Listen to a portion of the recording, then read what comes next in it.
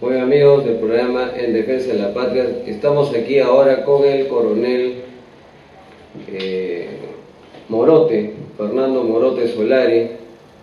Él también nos ha traído su libro. Él es doctor en honoris causa otorgado por la Universidad Nacional Emilio Valdizán Huánuco, doctor en ciencias financieras contables, maestro en ciencias militares, graduado de honor en todas las escuelas y cursos que asiste desde cadete hasta coronel, exalumno del Command and General Staff College, Comando y Estado Mayor, Estados Unidos, 1970, egresado con la nota de sobresaliente. Su trabajo de investigación consistió en utilizar los helicópteros de transporte en asaltos directos a objetivos. Por ello es considerado como precursor de las operaciones aeromóviles mundiales. Lo aplicó a la victoriosa guerra del Ecuador, Cordillera del Cóndor, 1981. Y bueno, y acá tiene un gran currículo, mi coronel. Pasemos a lo primero. ¿Cómo ve la coyuntura política actual? Tenemos que remontarnos nosotros en esta coyuntura política desde las elecciones que hubo municipales hasta ahora. Se produce algo atípico en este sentido. En este sentido que los candidatos giran en los partidos políticos, se pasan de uno a otro partido, como si fuesen jugadores de fútbol. Esto le quita seriedad a los mismos partidos políticos. Esa coyuntura se refleja actualmente que ya en la segunda vuelta hay dos candidatos cuyas personalidades son diferentes, pero las propuestas que hacen son similares o no se hacen, digamos, diferenciarnos entre ellos. Y por lo tanto esta coyuntura política se está reflejándose en las encuestas. Es decir, están esperando los días que pasan las nuevas propuestas y sobre todo la entrevista y el debate que deben haber entre ambos candidatos para que se defina quién es el presidente o la presidenta de nuestro país. ¿Cómo ve usted nuestro panorama militar actualmente?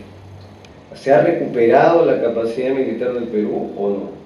Bueno, actualmente, aunque yo no tengo mucho acceso, pero por información abierta, el Perú está recuperando. Falta todavía algo más. Nuestra capacidad de disuasión frente a Chile. Pero algo sorprendente. Acabo de dar unas conferencias en las escuelas superiores y me encuentro con una nueva generación de estrategas muy profesionales. Esa es la parte que me halaga, digamos. Pero falta todavía implementar algo para tener una acción disuasiva eficaz frente al que se nos ha manifestado y lo manifiestan todos los días Chile, cuando nosotros creíamos que debíamos marchar en forma armoniosa hacia el futuro. Pero el Perú no ha tenido tradición de comprar armamento chino. ¿Qué le parece la compra de esos lanzacohetes chinos? El armamento chino es un armamento, bueno, no son todavía, no son de la calidad americana o la calidad pero sin embargo, este armamento también tiene cierta maniobrabilidad. Pero lo importante es, al comprar a China, que ya no dependemos de un solo proveedor. Ese sí es lo importante. Okay. En el aspecto de relación Perú-Chile, ¿cómo estamos avanzando en esa relación? Acá se produce una paradoja. Cuando se firma el Tratado Marítimo, se pensó que iba a ser una relación armoniosa con Chile. Pero ¿qué resulta? Los chilenos, en su afán de obtener siempre ciertas ventajas, en lugar de hacer la delimitación del punto de la concordia, lo hacen un poquito más arriba, en el paralelo que viene del hito 1. Ahí ya nos están tomando parte de nuestro mar.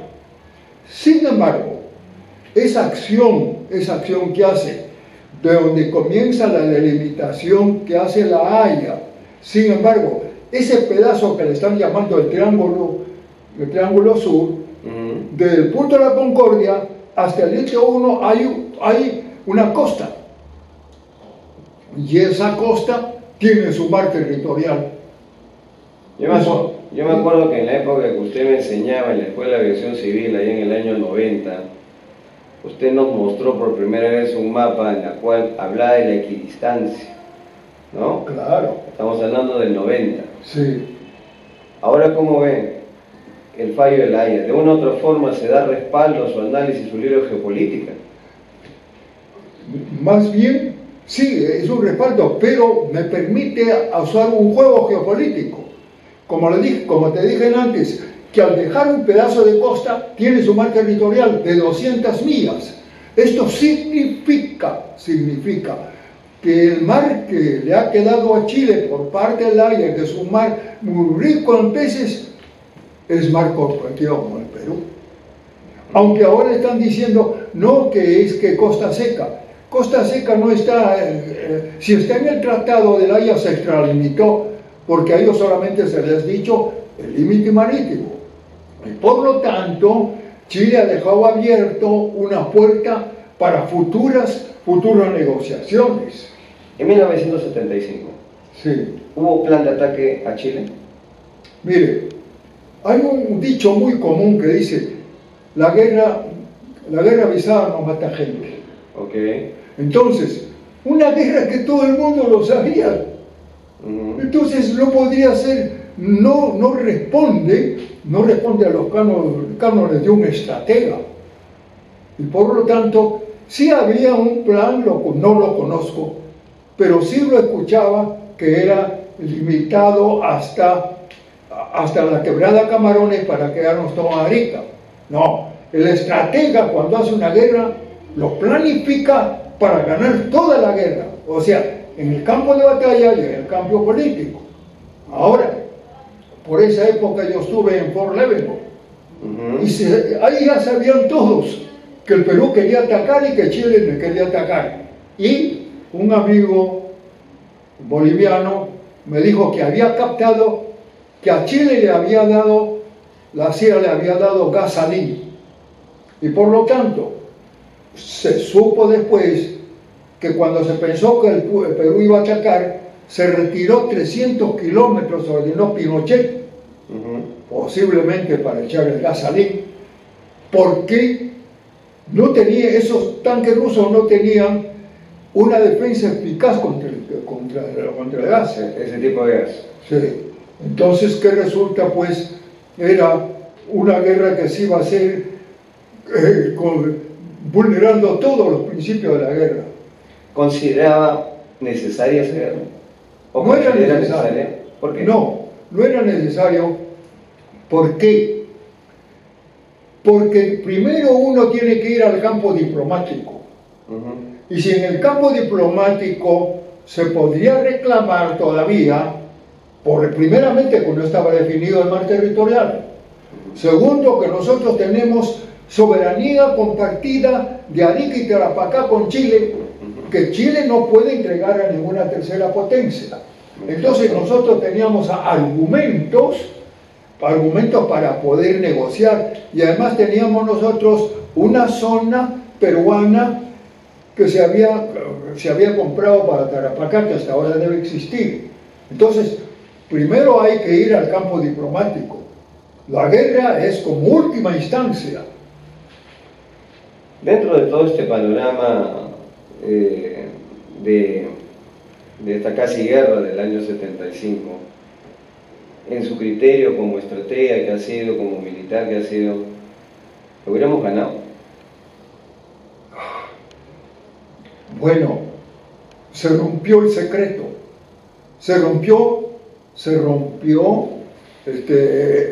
la seguridad. Y si era cierto que si Chile nos echaba el gas salín, iban a capturar todos nuestros tanques intactos. Entonces, y hablamos de una cosa, nosotros teníamos superioridad sobre Chile, sí, Pero Chile en ese momento lo había declarado que era aliado de Estados Unidos. Entonces, Chile hubiera recurrido a Estados Unidos. Porque cuando una guerra uno tiene que ver no solamente el campo de batalla entre uno y el otro, sino en todo su conjunto. Entonces, yo creo que no hubiera sido una guerra fácil.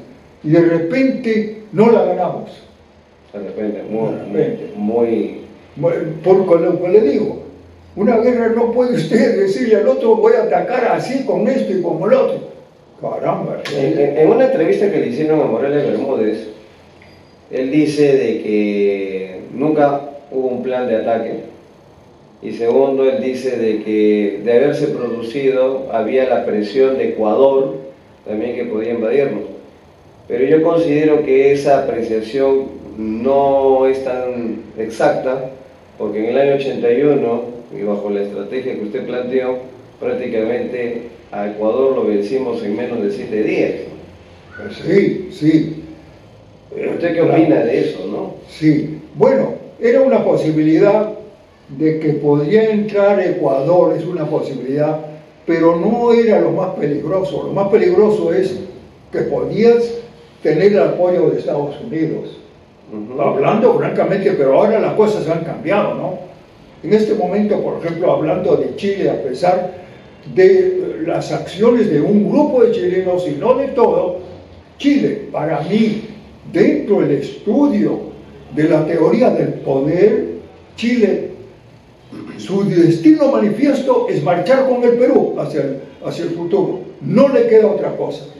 Por su posición austral y no central, y por lo tanto ellos siempre tienen que estar pendientes a nosotros. Supeditados a nosotros. Sí, sí. Como lo fue desde el imperio y como lo fue desde la colonia. Correcto, sí tiene razón, correcto. Y ya estamos viendo con Ecuador, prácticamente Ecuador es una prolongación del Perú. Ecuador, Perú, Chile, Bolivia, sí, nuestros políticos logran convencer que debemos marchar juntos y amparados por algo importante, por UNASUR. UNASUR que le falta su bandera y le falta una doctrina, y el Perú tiene la doctrina, tiene la filosofía armónica que le ha optado China con su sociedad armoniosa. Entonces, esa es la forma como estamos actuando, ¿no? Pero hay un grupo de chilenos, digamos, que se marquetea con estar hostigando al Perú, cuando acá en el Perú todas sus empresas han entrado y cuentan con el apoyo y la aceptación de los pueblos. Claro. Yo creo, por la presidenta Bachelet, ella debe estar algo de acuerdo conmigo, me parece, por sus actitudes.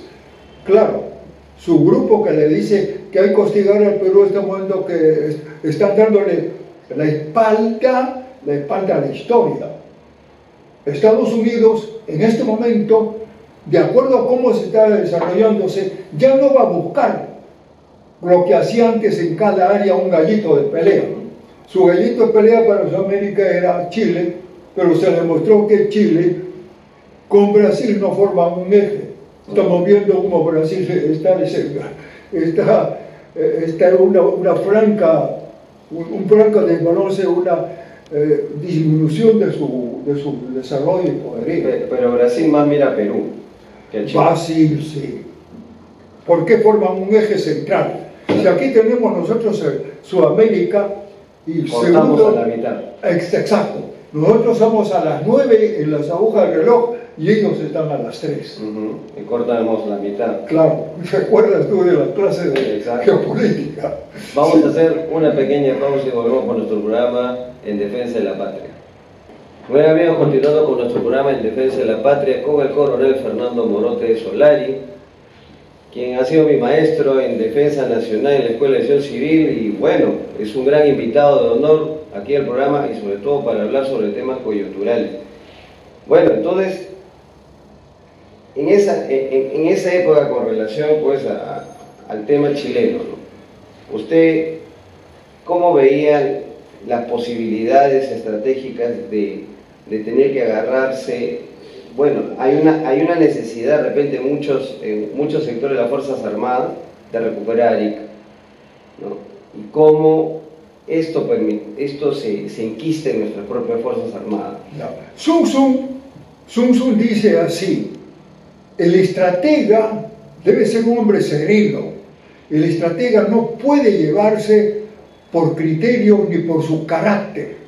Es un carácter ofensivo de querer recuperar, que es, digamos, que es un anhelo. Como te dije antes, el Perú sin guerra no solamente va a recuperar Arica, no solamente Tarapacá, sino todo Chile, porque Chile tiene que marchar, así no quiera, pero su destino manifiesto es con el Perú, por su extensión, por su población y sus recursos, y sobre todo en los momentos actuales. En los momentos actuales, para mí, la teoría del poder se basa en dos cosas: en la extensión de un país y en su población. Me explico. Tomemos Rusia, tomemos China y Estados Unidos. ¿Quién es más poblado? China. Le sigue Estados Unidos y después Rusia. En extensión, el más grande Rusia, Estados Unidos y China. En la teoría del poder que yo pienso, en una guerra atómica, la mejor absorción lo haría Rusia. Pero Rusia es aliado de China. Claro. Y China necesita para destruir a la OTAN, necesita a Rusia. Pero la OTAN para destruir a Rusia a China necesita a Rusia. Por lo tanto, Putin está con las espaldas a la historia. ¿Por qué? Porque si bien es cierto, tiene absorción atómica, Rusia puede formar un ejército de 200 millones de habitantes. Esos 200 millones contra 180 millones de población, niños enfermos. Por lo tanto, lo arrasa a Rusia y se queda un gran centro de poder. Esas mismas afectan pues a las relaciones del Perú con Chile. Entonces, en el futuro yo creo que los mismos políticos y los mismos peruanos, porque también nosotros necesitamos de Chile, de todas maneras ellos han avanzado en algo, sobre todo el comercio internacional, en cierto modo nos han enseñado algo, hay que decir la verdad. Usted ha escrito el libro El arte de la guerra de Sun Tzu en el enfrentamiento bélico Perú-Ecuador, Cordillera del Cóndor, Falso Paquilla, 1991. Interesante libro, mi coronel, y quería preguntarle,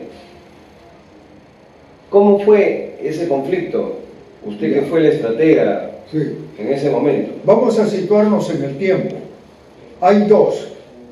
El conflicto del CENEPA, que es el 95, pero en la misma cordillera del Cóndor y en el mismo CENEPA, y el conflicto de Falso Paquilla. En Falso Paquilla estaba pues el Versailles de Belaunde, y en el otro el presidente era Fujimori. Bien, entonces, ¿qué pasó? Yo llego al 81, tenía 6 días con un nuevo comandante general, que era el general, el comandante del teatro que iba a ser Salguana, llega 15 días y nosotros no encontramos a relevos, se habían ido. Preguntamos cómo era la situación, nada, que está intacta nuestras fronteras, no hay ninguna novedad. Pero a los 15 días de casualidad, el oficial Bocanegra, que estaba en Comaina, un puesto, avisa y dice que hay movimiento de helicópteros ecuatorianos. Entonces comenzamos nosotros a hacer los reconocimientos. Primero descubrimos 3 y después otros 3 de penetraciones ecuatorianas en nuestro territorio, en una extensión más grande, como de acá hasta Ricardo Palma, y de ancho de unos 20 kilómetros.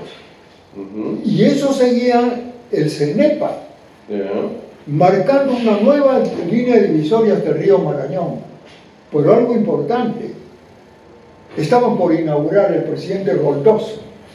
Si el presidente Roldós inauguraba, como habían previsto el día 16 de enero, nosotros creíamos que era el 29, entonces ganaban la guerra, como dice Sun Tzu, que es mejor ganar la guerra sin luchar. Iban a ganar los ecuatorianos con la máxima arte de Sun Tzu, de ganar una guerra sin disparar un solo tiro, pero hubieran habido 2 muertos, yo, el jefe de operaciones, y el nuevo comandante general que nos echaban la culpa. Nos hubieran dicho que cómo se han dejado que entren los ecuatorianos 6 días, por más de que digan, no, yo solamente he tenido 6 días. Entonces, esa guerra fue en ese sentido, pero nosotros aplicamos novedades. Una de ellas es una invasión, una ofensiva relámpago, con helicópteros que no lo había hecho nadie en el mundo. Y la otra era detener, porque ellos tenían 15.000 hombres y nosotros solo 683. Y en la cordillera mismo eran 1.200, con 6 puestos. Para esos 15.000 se usó una operación de engaño. La operación de engaño es hacer creer que las 3 camioneras iban y estaban protegiendo a barcazas que llevaban 10.000 soldados peruanos. Y para los 6 puestos, que eran superiores a nosotros 3-1, tuve que decir, bueno, vamos a atacar uno por uno. Es decir, en ese momento nosotros, como dice Sun Tzu, si ellos están divididos, se ataca uno por uno. Éramos más fuertes de 1 contra un sexto. Ahí éramos más fuertes, por eso ganamos. Un momentito, coronel, para continuar con nuestro programa en defensa de la patria, y seguiremos conversando sobre los conflictos con Ecuador. Seguimos con nuestro programa. Bien, amigos, conversando con el coronel Fernando Morote Solari en nuestro programa en defensa de la patria. Estamos con su libro El arte de la guerra de Sun Tzu, pero donde él analiza a este gran estratega chino en la guerra del falso Paquilla. ¿Qué diferencia hay entre falso Paquilla y Cenepa? Bueno, el falso Paquilla es pues un preámbulo para después el Cenepa, pero en el Cenepa solamente es en la parte norte, un pedazo, en la naciente del río Cenepa, nada más. Nosotros es en todo el recorrido del río Cenepa. Pero ¿qué pasa? Como no pudieron ellos con nosotros de hacer una nueva línea divisoria, y en esa zona descubro cuando estuve haciendo un reconocimiento para poner armas antiaéreas, descubro marcas en el piso y me doy cuenta que son, pregunto a los nativos, ¿de qué cosa están marcas? De la compañía petrolera. ¿Y sacaron petróleo? Sí. ¿Y cómo sabes? Porque yo trabajé y dije, caramba, esta zona es petrolera, además de que hay oro, y además de que faltan 78 kilómetros por poner los hitos. Entonces, ese era el gran interés. Me puse preocupado, aquí están metidos también las compañías petroleras.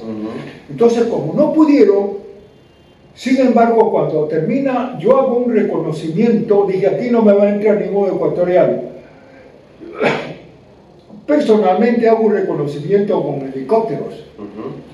Y me voy hacia donde fue la guerra del Cenepa, o sea, en la parte más norte, o el nacimiento del río Cenepa. Ahí estaba el PB1, PB2. Llego al PB1 y pregunto, sale un soldado, ¿y dónde están el resto de soldados? Se han ido a mi tallar, mi coronel, me dijo. Voy al PB2, le entrego una carta a su oficial, que era el jefe del puesto. Bajo por media pendiente y encuentro un puesto de vigilancia en nuestro territorio. Y le pregunto al piloto si era nuestro. No. Entonces bajo y digo, yo lo saco de noche. Lo iba a sacar de noche utilizando a los nativos y con curare y movilizarlos y después jalarlos, ¿no? Pero ¿qué sucedió? Pido permiso para hacer la operación. Viene al día siguiente el general Barrantes y me dice, viene un hidroavión que me regreso a Iquitos porque el comando conjunto no lo había aprobado. Para mí, ¿qué pasó? Porque me está viendo la relación. Pero estoy diciendo que hay oro, que hasta este momento, después de 35 años, los ecuatorianos siguen sacando oro. Además del oro, petróleo, foresta fina, y además, bueno, además todavía faltaban colocarse los hitos. Entonces, como no pudieron en esta parte, insistieron en ya, pero más los ecuatorianos un poco más planificados, más enterados de cómo éramos nosotros, y se localizaron ahí. Pero aquí va mi preocupación. Si el general, el jefe he leído lo que dice el general Chávara, que era el jefe de operaciones, que del Cóndor de Mirador, el que antes dije que quería sacarlos, le habían puesto lanzadores múltiples de 24, cañones antiaéreos, misiles, y de ahí hostigaban a las tropas peruanas. Si me hubieran dejado a mí sacar y expulsar a los ecuatorianos del Cóndor Mirador, el 81, la historia hubiera sido otra. Esa es la relación. Como no pudieron con nosotros, sí pudieron con otros. Pero acá hay algo muy grave, ¿no? En esta guerra, si se acuerdan, Fujimori dijo alto el fuego unilateral. El CENEPA. El CENEPA.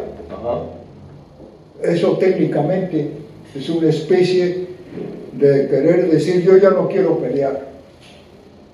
No, O sea, en cierto modo. En términos militares, no diplomáticos, Claro. militares, ¿qué significa lo que hizo Fujimori? Una rendición. Una rendición. Sí. O sea, Es como el boxeador que le tiran la toalla. le tiran todo ahí. A mí me dolió bastante, ¿no? Me dolió porque era la primera vez. Ni siquiera Piero no se rinde si no llegan a un armisticio o algo así, pero no se rinde. Ningún peruano se había rendido, jamás. En este esquema, porque yo entrevisté, usted sabe, al general Paco Moncayo, en este esquema de la guerra del CENEPA, ¿victoria o derrota? El CENEPA, bueno, se recurre, hay dos cosas, ¿no? Militarmente, no sé, la victoria militar debió ser si nosotros lo hubieran sacado a los ecuatorianos militarmente. Pero, como hay un arreglo diplomático, y en ese arreglo diplomático, no hay derrota porque hace un arreglo diplomático, pero diplomáticamente la guerra se dice, nos ganan la guerra, ¿por qué? Porque han quedado, además de Tihuinza, dos otros enclaves, Sarameriza y Pijuayal. Y el arreglo que se hace con Ecuador le dan muchas ventajas. Y por lo tanto, Ecuador ganó la guerra. Hablando en esos términos. Pero hay que decirlo para que no se repita. Sin embargo, claro, la parte buena es que sí se logró lo que quería el Perú, cerrar la frontera. Sí, claro. En esa parte sí, se compensa en cierto modo. Pero si se hubiera actuado militarmente, con una prenda también se cerraba. Y no se firmaba ese acuerdo desventajoso. Paco Moncayo, en una entrevista que le hizo el general, me dijo de que Fujimori había amenazado con bombardear Quito, ¿no? Si algo le pasaba. ¿Estábamos en capacidad de llegar a eso? En la guerra del CENEPA. En la guerra del CENEPA, no tanto, porque Ecuador tenía una buena fuerza aérea, y tenía un sistema de misiles avanzados, y estaban preparados. Ellos se habían dedicado, me parece, con la debacle de Falso Paquicha, ellos se habían preparado cómo contrarrestar. Entonces, no exactamente, claro, podríamos nosotros confiar en la pericia de los aviadores, pero no podemos no puedo decir enfáticamente si se hubiera podido, no. En el 81. El 81, sí. El 81 sí. Hubiéramos podido bombardear Quito. Sí, el 81 sí. Pero ¿qué pasa? Teníamos nosotros los Mirage y después el señor Alan García lo deshace nuestra Fuerza Aérea. Esa vez sí. Sí. Alan García destruyó la Fuerza Aérea. Desde él viene la debacle. De él viene, no solamente todo el sistema de la Fuerza. También la misma escuela que hemos estado nosotros, ¿te acuerdas? El Coyete. Claro. Lo vendió. Me dejaron sin trabajo.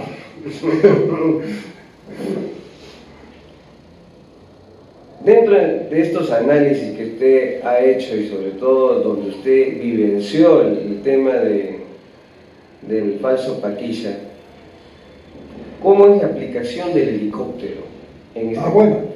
¿Cómo es que usted como estratega planteó la estrategia de usar helicópteros? Los helicópteros normalmente en aquella época se utilizaban como transporte y se llamaban helitransportadas. Digamos, este es el objetivo, 4, 10 o 12 kilómetros, bajaba la tropa y atacaba por tierra trágicamente. Pero yo vi que bombardeando el objetivo, en lugar de irse de frente al objetivo, y eso lo presenté en Fort Leavenworth, en Estados Unidos, y lo aceptaron, ¿no? Entonces, cuando vimos nosotros que el centro de armonía eran sus 6 ecuatorianos, eran sus 6 bases, no podíamos nosotros ir por tierra porque eran superiores. Entonces, y que la misión que nos da el comando conjunto es para abrir el teatro. Ñiquitos va y dice: el Teatro de Operaciones Nororiente, nosotros, expulsará a las tropas ecuatorianas a cualquier costo. Al decir a cualquier costo, decía, bueno, entonces yo puedo ir a un riesgo calculado. Claro. Y ese riesgo calculado era enviar directamente los helicópteros hacia el objetivo. Hacia la zona. Pero se basaba en así, por ejemplo, cómo conquistamos el falso Paquilla. Primero bombardeaba la aviación, después 3 helicópteros con rockets, 64 rockets. Un solo rocket puede destruir este edificio. Y después eran 6 helicópteros de asalto directo, en 2 horas. 3 primero y 3 después. El primer helicóptero entra y luego el piloto cuenta 1, 2, 3, y por cada número tenía que salir un soldado, no más de 12, a los 12 segundos partía. Esa tropa del primer helicóptero conquistaban la mitad sur del objetivo, el segundo la mitad norte, el tercero salían del objetivo e iban a perseguir. Los otros 4 y 5 consolidaban. Esa era la mecánica. Pero ¿cómo debía ser el piloto? Acá voy, porque acabo de leer hoy día lo que pasó con Bin Laden, podemos ver el periódico, ¿no? Estados Unidos conoce esta técnica porque ellos son los mentores en el sentido de que aceptan y lo desarrollan, ¿no? El piloto se eleva a 1000 metros, acá está el objetivo, y después una hipotenusa de 1500 metros. Pero él debe de calcular el momento en que se posa a 1 metro, 1,5 metros de tierra, salta, y debe haber calculado el despegue para salir. Tú eres piloto, ¿no? Claro. Para salir luego sin tropezar con los árboles. Acabo de leer Osama Bin Laden, Estados Unidos ha hecho esta operación, lo ha hecho, de ir directamente, porque Osama Bin Laden estaba en una mansión, esa mansión con jardines y todo. Era un búnker. Un búnker. Pero hicieron esta operación, o la operación directa hacia el objetivo. No sé con cuántos helicópteros, pero acabo de leerlo, está en su periódico, que sí bajaron los que estaban en asalto y en 9 segundos, que será 9 segundos, no, 9 minutos, ya capturó, le daba muerte a Bin Laden. Pero 2 helicópteros no pueden salir, chocan con la pared. Claro, pilotos valientes, no, yo quiero mi misión es dejarlo ahí, pero no pudieron salir porque no hicieron ese cálculo que sí lo hicieron los peruanos, ¿no? De cómo debían bajar el sitio exacto y después salir. Para mí me parece con la poca información que tengo, pero lo comparo con lo que yo conozco. Sin embargo, dice el periódico que no hubo bajas. ¿Por qué? Porque ellos sí, los pilotos cumplieron en dejar a los combatientes y después salir sin combatientes, y ahí no pudieron salir. Se perdieron los 2 helicópteros, pero también los pilotos y el copiloto y toda la tripulación salió ilesa, ¿no? Interesante sí. Este análisis que usted hace dentro de lo que es... Sí, en el periódico hoy día está muy bien lo que diciendo de Bin Laden, he leído. No, y lo bueno que usted al emplear este elemento que es los helicópteros, las máquinas ser transportadas para un ataque en 1981, pues eso es algo impresionante, ¿no? Porque era la primera vez que el Perú usaba un sistema aerotransportado, ¿no? Sí. Y creo que esto le copiaron los americanos. No, los americanos conocían porque yo fui alumno. Pero después... ¿A usted lo aprendió de lo que enseñó? Yo les enseñé a ellos. ¿A usted le enseñó a ellos? Yo hice la investigación. Y fue mi tesis, de tesis de alumno, porque hacía un curso superior. Claro que ellos lo avalan. Pero después de que termina la operación en Falso Paquilla, el Comando Sur pregunta cómo lo habían hecho. Ellos no lo conocían, pero sí el Pentágono lo sabía. Por eso que el Pentágono lo aplica hace 5 años no más, 2005, para la captura de Bin Laden. Como lo que te estoy diciendo, en forma similar como hicimos con Falso Paquilla. En el tema, disculpe que retomemos un poco el tema de Chile. En el tema del fallo de La Haya, Chile decía que eso no era negociable. ¿Por qué cree usted de que Chile no inició una acción armada o una acción militar para impedir el cumplimiento de La Haya? Mira, primeramente ellos creían, hasta ahora creen, que nos habían sacado una ventaja, se quedaban con la mayor parte del territorio de peces y segundo nos quitaban un poco de mar. Pero cuando yo les digo, por habernos dejado este mar, recién se comienzan y se desespera que vamos a capturar y bueno, pero ¿qué pasaba con Chile? Al someterlo a La Haya, entonces sea jurisdiccional, como dicen los abogados. Entonces, si ellos hacen una acción militar, entonces va contra los tratados internacionales de los Estados americanos, de la ONU, y Chile sería condenado y obligado a que regrese. Entonces claro. Chile no podía hacer una acción armada porque había entrado a la parte judicial. El haber cerrado la frontera entre Perú y Ecuador, en la frontera marítima, haber cerrado y delimitado el límite marítimo, ¿fue un poco darle la espalda a sus ex aliados o sus aliados naturales los chilenos? Fue una buena maniobra de nuestra Cancillería, ¿no? Porque se cede, también con Chile, con Ecuador, nosotros podíamos tener un poco más de más. Usted nos enseñó en la Curso de Defensa Nacional, que había la equidistancia con Ecuador también. Claro, también había. Pero el Perú dijo, era mínimo, vamos, es mínimo. Y casi la parte de pescados era lo mismo. Entonces cede. Pero se proyectaba hasta las Islas Galápagos, claro, usted nos enseñaba. O sea, hasta las Galápagos. Y solamente lo proyectaron hasta 200 millas, y mínimo como ellos querían en paralelo. Entonces, Ecuador ganaba algo, pero nosotros ganábamos algo. Primero, que dejamos en claro que ese acuerdo era de pesca y que no era marítimo, que recién hemos hecho el arreglo marítimo con Ecuador.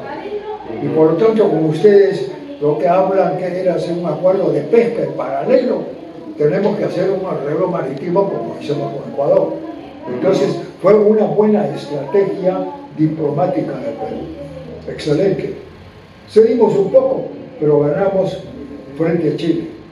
O sea, que ¿usted cree que esta situación este arreglo con Ecuador terminó fracturando la relación entre Perú y Chile? Claro. Entre Chile y Ecuador. En cierto modo, pero también el 81, claro, ya eso pasó, ¿no? Terminó fracturándolo. Ya digamos... O sea, esa vieja relación norte-sur frente o en contra del Perú a futuro, sí, se terminó resquebrajando, sí, con este acuerdo que terminó, sí, el Perú cerrando con el Ecuador. Porque Chile en el 81 apoyaba al Ecuador y también en el CENEPA también apoyó a Ecuador. Ahora ya no. ¿Por qué? Porque la delimitación marítima es el posterior, ¿no? Y Ecuador y Chile se da cuenta que no tiene el apoyo, el parangón que esperaban frente a la delimitación marítima con Ecuador, no lo tiene. O sea, por eso que será de que ahora la ayuda humanitaria que le hemos llevado por el terremoto de Ecuador ha sido mayor del Perú que la que pudo haber llevado Chile. Claro, excelente, excelente. Lo que ha hecho el presidente Humala ahora frente a Ecuador es un juego político excelente. Y además obligados también, porque también los ecuatorianos nos ayudaron en Pisco, ¿no? Entonces, digamos, era una reciprocidad. Claro, nosotros más mandando con mayores medios, pero se afianza la amistad Perú con Ecuador. O sea, ese eje relacional que nunca debió romperse se vuelve a unir, ese nodo se vuelve a atar. Se vuelve a atar. Entonces ahora estamos nosotros, pues, ya no Chile, a Ecuador nunca ya lo veremos como un enemigo por muchos años, ¿no? Bueno, ahora, cuando lo entrevisté al general Paco Moncayo, dijo que ahora sí somos países hermanos. Somos hermanos. Yo digo, pues, que Ecuador es una prolongación del Perú, y Perú es una prolongación de Ecuador. Y además casi tiene las mismas características la población, ¿no? Entonces, vamos bien en ese sentido. Usted como militar, para terminar, ¿en algún momento nos enfrentaremos con Chile? ¿Qué opina? Mira, la vida en los pueblos, a través de los millones de años, siempre han habido guerras. Y siempre y muchas veces en una aparente paz se produce una ofensiva y una guerra. Porque claro, si nosotros analizamos parece que no, pero después entra otro Pinochet, o entra otro Hitler, y impulsa y produce una guerra inesperada. Entonces, Chile en este momento pues tiene un potencial que quisiera emplearlo como una guerra, y depende de nuestros políticos, como decían antes, de mirar a una sur. ¿Cómo lo considera Morales Bermúdez el haber detenido el plan de Velasco de recuperar Tarapacá? Mira, no era necesario. Lo que él hizo no era necesario porque él daba un aparente golpe de un relevo institucional, le llamaron. Sí, pero no. Simplemente ya Velasco ya era un hombre que no tenía una pierna, después la otra pierna, era un hombre disminuido. Simplemente debió decirle, ¿sabe usted? Váyase a su casa. Tenía que irse a su casa. Usted está enfermo, usted es el líder y todo. Pero detener las acciones y operaciones militares, ¿lo vio necesario o realmente hubo, como lo dijo Mercado Jardín, el pelón, y como muchos hablan que es un traidor? ¿Cómo usted lo ve, mi coronel? En realidad, él casi no no conozco bien esa parte, pero es el mismo Velasco que se da cuenta que no puede seguir. Claro, en el gobierno, pero no en el proceso de atacar a Chile. Para eso lo mandó Morales Bermúdez a dirigir las operaciones militares. Es que Morales Bermúdez ayudó a difundirlo. Entonces, es una deslealtad contra el país. Es una deslealtad absoluta con el país. Contra el país. Porque él no debió proceder de esa manera, ni necesitaba. Simplemente decirle que se vaya y él arreglaba en paz. Y se vaya, no hacer todo un embrollo, ¿no? Y eso causó, pues, él aparentemente ante el mundo era el que estaba evitando una guerra, pero no era necesario ya. ¿Algunas palabras finales, mi coronel, que quiere decirle a nuestros televidentes? Sí, yo quiero decirles a nuestros distinguidos o radioaudientes lo siguiente. Yo he estado en Falso Panguicha. No solamente el soldado peruano es un hombre valiente, yo los he visto a los oficiales, los he visto a los pilotos de la Fuerza Aérea, los he visto a los pilotos ir lanzarse directamente sobre las ametralladoras múltiples ecuatorianas. Ninguno, sabiendo que era un riesgo calculado, ninguno rehusó. Todos cumplían la misión y se esforzaban en hacerlo. Lo mismo, los marinos que casi con buques que tenían 50 años lo arreglaban y salían sin ningún obstáculo y sin ningún pretexto. Me he quedado admirado. Yo creo que la próxima guerra el Perú la gana y que nunca más Chile va a poder hacer lo que hizo. Chile hizo prácticamente manejado por los ingleses. Los ingleses fueron los que pusieron a los pierolistas. Pero esa guerra con Chile también se pudo haber ganado si no hubiéramos tenido periodistas. Nunca más. La próxima guerra la gana el Perú contra cualquiera, porque los he visto a los oficiales y a nuestros soldados, gente muy valiente, muy profesional, pero hay que amarrar a los periodistas. ¡Viva el Perú! Muy bien, mi coronel. Estuvo con nosotros el coronel Fernando Morote Solari en nuestro programa En Defensa de la Patria.